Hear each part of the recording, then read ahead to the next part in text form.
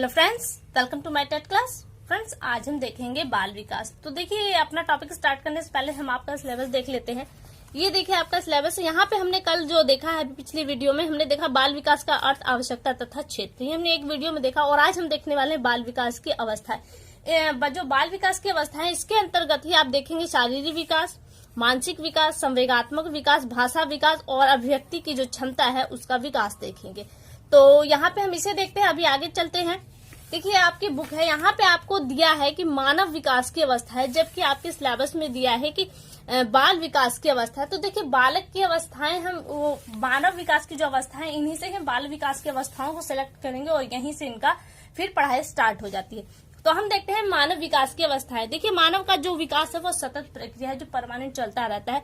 शारीरिक विकास तो एक सीमा पर परिपक्व हो जाने पर रुक जाता है, लेकिन जो मानसिक विकास है वो जीवन पर्यंत चलता रहता है।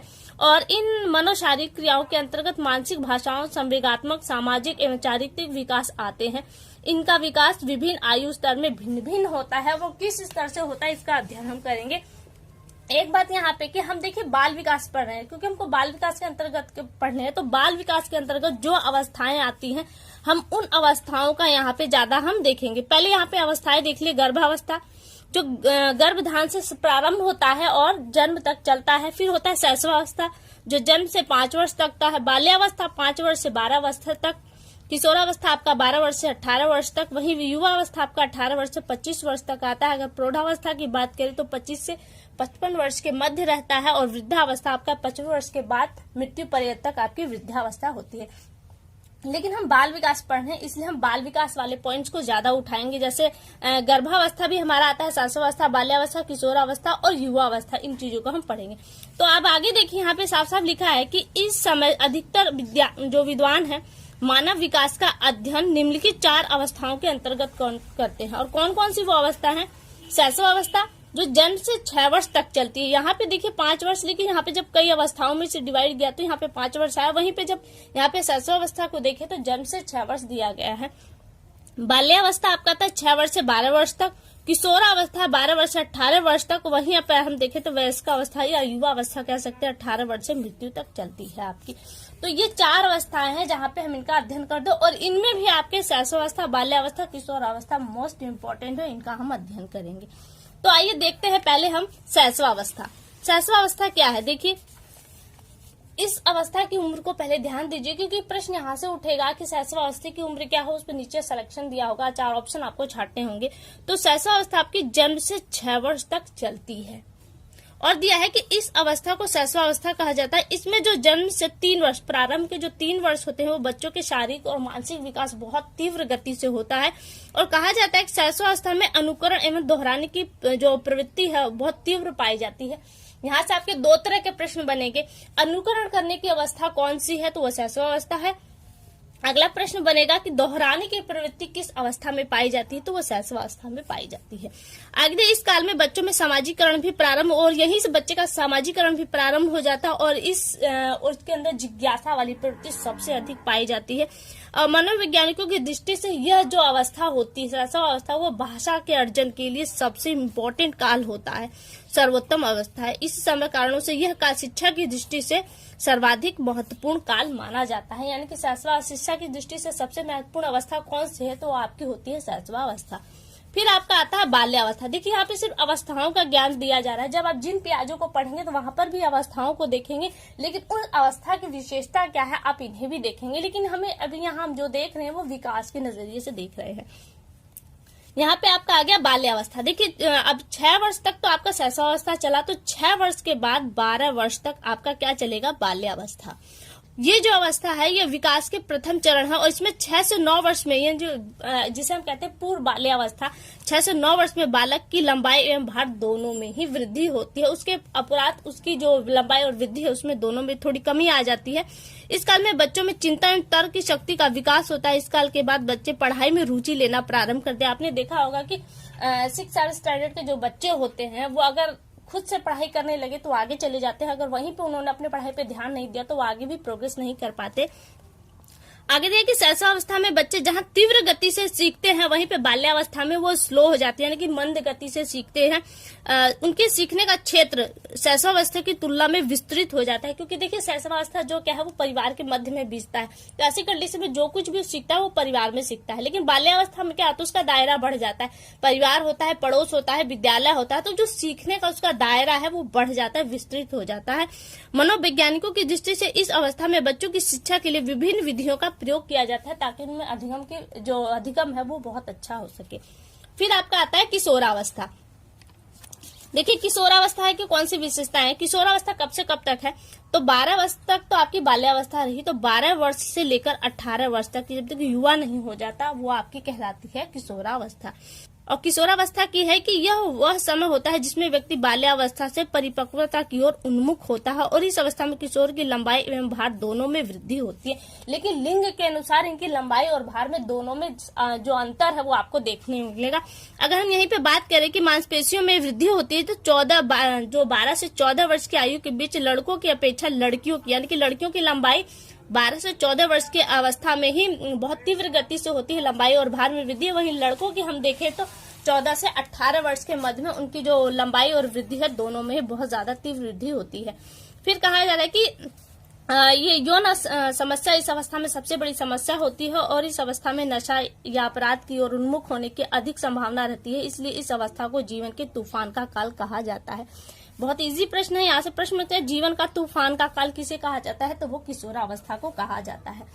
फिर दिया है विकास को प्रभावित करने वाले कारण। देखिए विकास आपकी जो प्रक्रिया है वो कहीं न कहीं प्रभावित होती है। किन चीजों से प्रभावित होती है वो देखिए।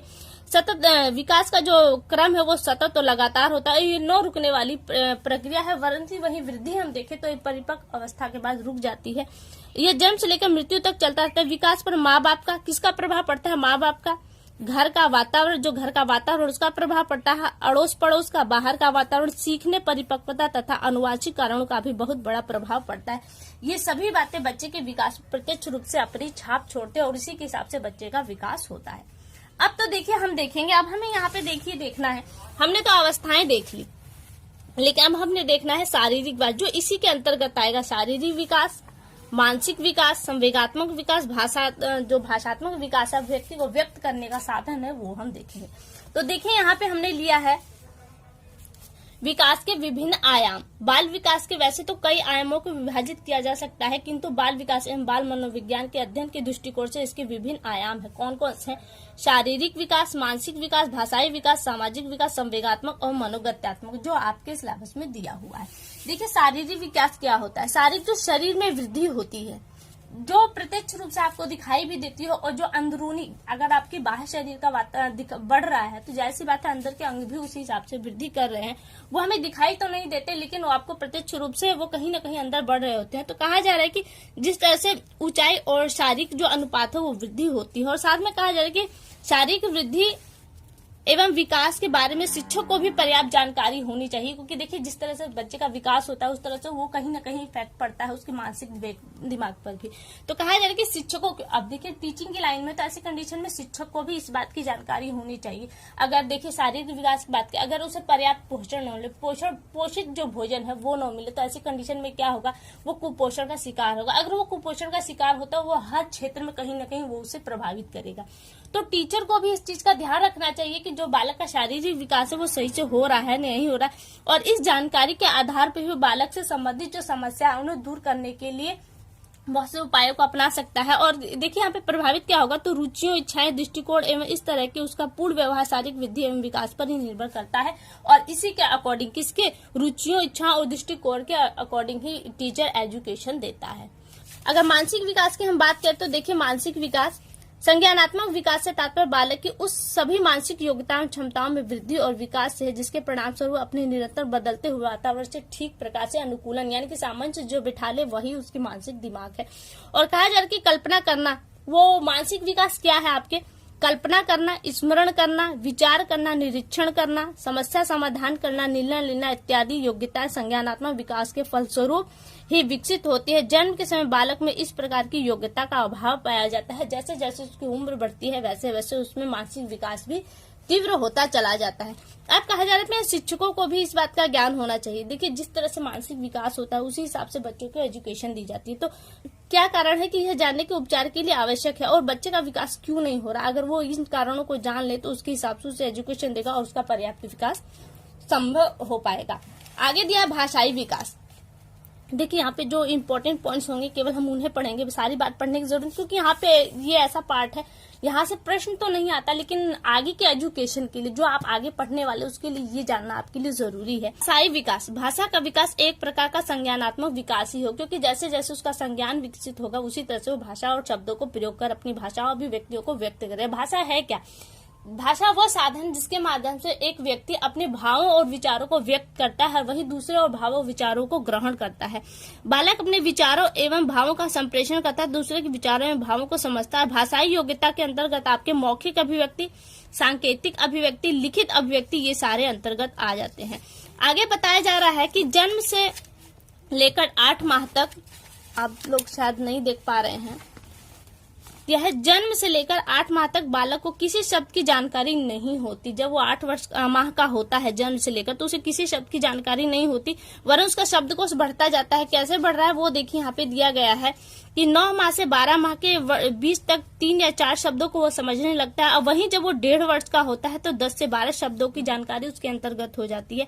और जब वो 2 वर्ष का होता है तब तक वो 200 शब्दों से अधिक की जानकारी उसके पास हो जाती है। वो 3 वर्ष का जब होता है तो उसके बाद जो शब्द भंडार होता है वो लगभग 1000 का होता है। वहीं जब वो 16 वर्ष का हो जाता है तो उसके शब्द भंडार की क्षमता 1 लाख से भी ऊपर हो जाती है।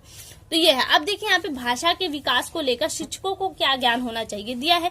शिक्षकों भाषा के विकास की प्रक्रिया का सही ज्ञान होना इसलिए अनिवार्य है क्योंकि इसी के आधार पर बालक की भाषा से संबंधित समस्याएं जैसे अस्पष्ट उच्चारण, गलत उच्चारण, तुतलाना, हकलाना या तीव्र स्पष्ट जो अस्पष्ट उच्चारण, तो इन कमियों को दूर करने के लिए टीचर है कहीं ना कहीं एक ऐसी प्रक्रिया को अपना सकता है जिससे बच्चों की इन कमियों को दूर किया जा सके।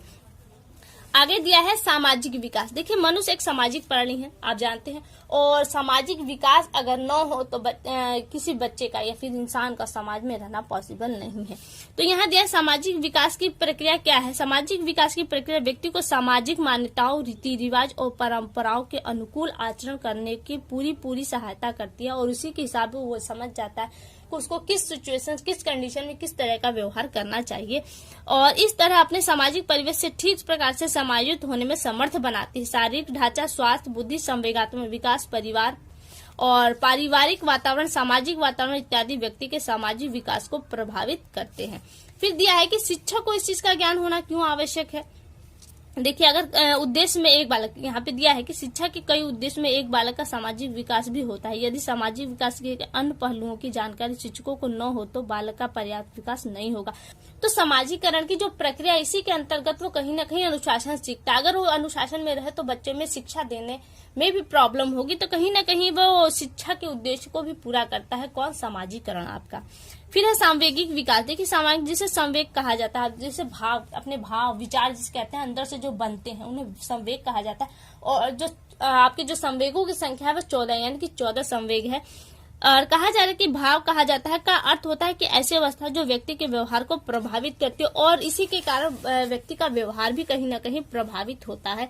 आगे दिया है यह कौन कौन से हैं, जिसे देखिए कहा जाता है कि भय है, क्रोध, घृणा, आश्चर्य, स्नेह, विषाद इत्यादि, ये सब क्या है आपके, ये संवेग है, और इनके अकॉर्डिंग बच्चे के शारीर में परिवर्तन देखने को मिलते हैं। और कहा जा रहा है कि शारीरिक वृद्धि में विकास को ही प्रभावित नहीं बल्कि बौद्धिक, सामाजिक और नैतिक विकास को भी प्रभावित करता है आपके ये संवेग। क्योंकि देखिए, कोई गरीब व्यक्ति हो तो क्या होता है, किसी को देखकर बहुत ज्यादा दया आती है और कोई कट्टरपंथी स्वभाव का अपनाता है। तो ये स्वभाव, उनका जो अंतर होता है, यही संवेग है, और ये कहीं ना कहीं उसके शरीर को, दिमाग को कहीं ना कहीं वो इफेक्ट इस पर डालते हैं।